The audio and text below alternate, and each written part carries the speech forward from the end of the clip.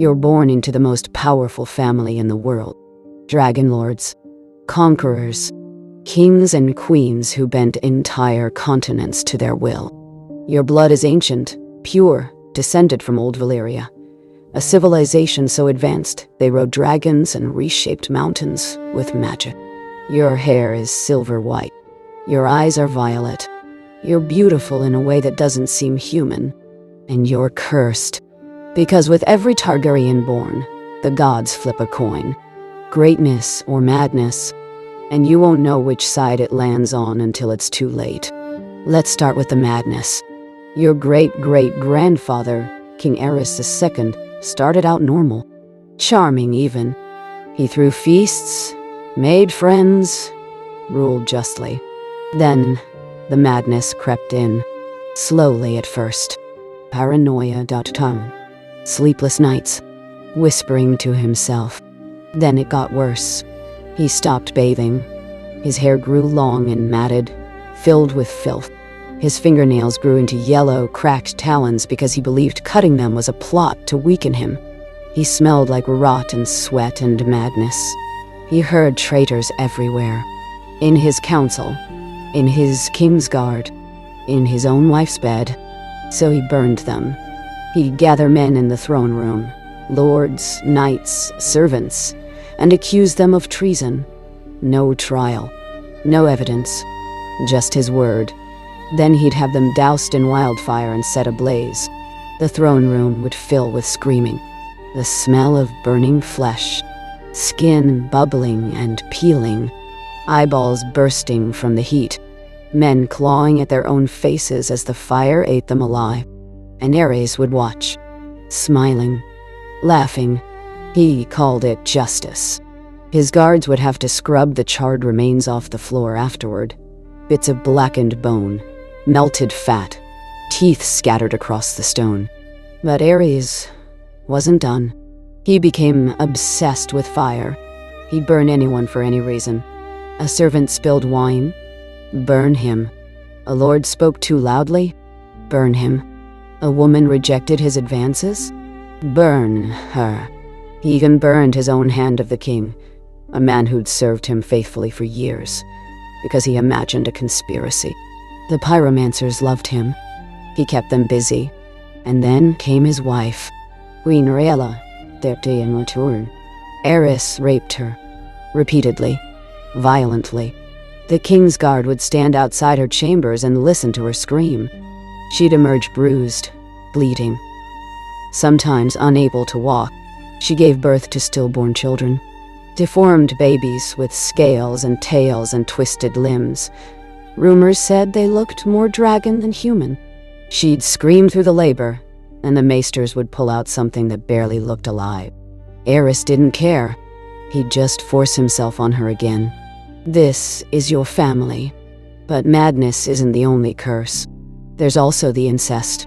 Targaryens have been marrying brother to sister for generations. To keep the bloodline pure, to preserve their connection to dragons. But purity comes with a price. Stillbirths, deformities, babies born with organs on the outside of their bodies, children who live for a few hours, gasping and twitching before dying in their mother's arms. Maegor the Cruel had 6 wives. 6. And not one gave him a living child. One wife gave birth to a baby with twisted, useless limbs and a skull that never fully closed. You could see its brain pulsing beneath the thin skin. Another gave birth to a creature with scales, a tail, and no eyes. It died within minutes, twitching on the birthing bed. Another wife gave birth to a monstrosity. The maesters wouldn't even describe it. They just burned it immediately and told Maegor it was never born. And Maegor's response? He had all his wives tortured and executed, convinced they'd been unfaithful. This is what happens when you marry your siblings for 300 years. Your bloodline doesn't stay pure, it rots. Then there's the dragons.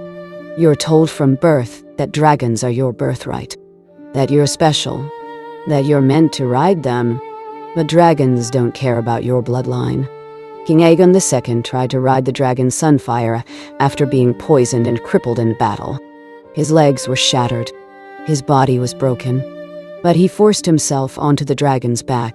Sunfire was wounded too. Half its wing was torn off. Its belly was split open, and you could see its insides. The dragon was dying. Aegon rode it anyway. They crashed. Aegon's legs shattered again. Bones pierced through his skin. He screamed as his broken femur tore through his thigh. But he survived. Barely. He spent the rest of his short life crippled, rotting, and in constant agony. His wounds never healed. They festered. Pus leaked from the gashes in his legs. Masters said the smell was unbearable. He died choking on poison, convulsing, vomiting blood. And that's if the dragon lets you ride it. Quentyn Martell thought he could claim a dragon because he had a drop of Targaryen blood. Distant, deluded, but there.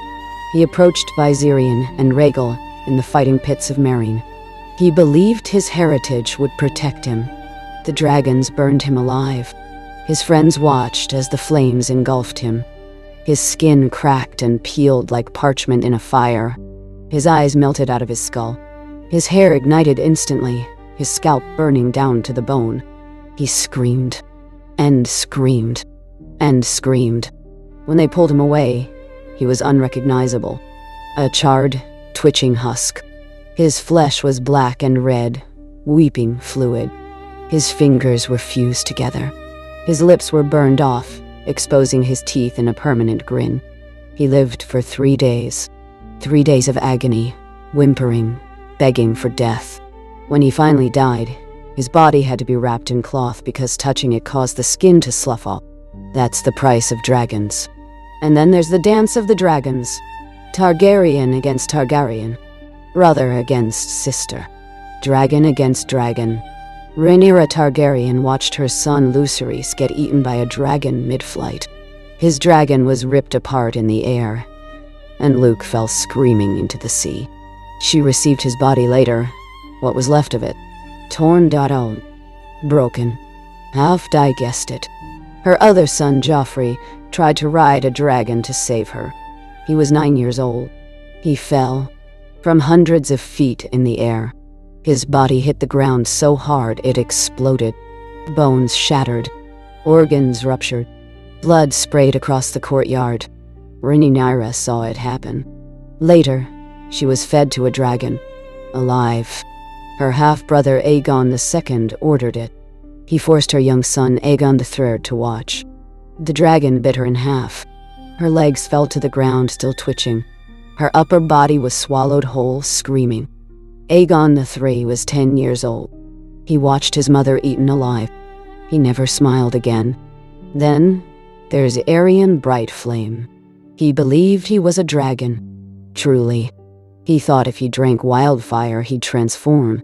So he did. He drank an entire cup of wildfire in one gulp. His insides ignited. His throat burned. His stomach melted. His organs boiled inside him. He vomited flames, actual flames, as his body consumed itself from the inside out. He died screaming, thrashing, clawing at his own throat as smoke poured from his mouth. The maesters said the smell was like roasted pork. That's what Targaryen madness looks like. And let's not forget Viserys I. He spent the last 2 years of his life rotting. Literally. Infections ate through his body. Fingers fell off. His face was half covered in lesions that wept pus. He lost an eye to infection. It just liquefied in the socket. He was in constant agony. Masters gave him milk of the poppy just so he could sleep. He'd wake up screaming, delirious, covered in his own filth. His body was falling apart while he was still alive. When he finally died, the smell was so bad they had to burn his chambers. So you're born a Targaryen. You're beautiful. You're powerful. You're destined for greatness. But there's a 50% chance you'll go insane. That you'll burn people alive for fun. That you'll hear voices that aren't there. That you'll drink wildfire thinking you're a dragon. There's a chance your children will be born as monsters. Stillborn. Deformed. Things that don't even look human. There's a chance a dragon will burn you alive. Or eat you. Or drop you from the sky. There's a chance your own family will kill you, feed you to a dragon, cut you apart, poison you. And even if you avoid all that, even if you're one of the lucky ones, you'll still spend your life surrounded by blood, fire, and madness. Because you're a Targaryen, and the gods flipped a coin the day you were born. You just don't know which side it landed on yet.